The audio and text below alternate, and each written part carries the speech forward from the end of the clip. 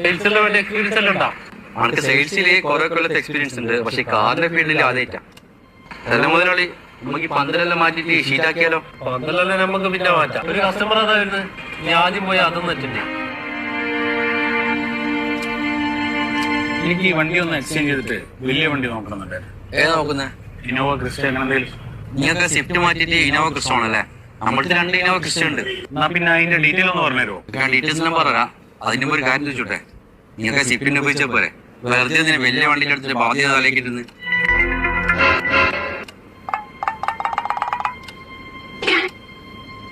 ഉപദേശിക്കുന്ന വിചാരിക്കണ്ട, നിങ്ങൾക്ക് ഇതിനെ കുറിച്ചൊന്ന് ചിന്തിച്ചൂടെ? അപ്പൊ എനിക്കൊരു പണിയാക്കി തന്നെ നടക്കുണ്ടാവൂലേ?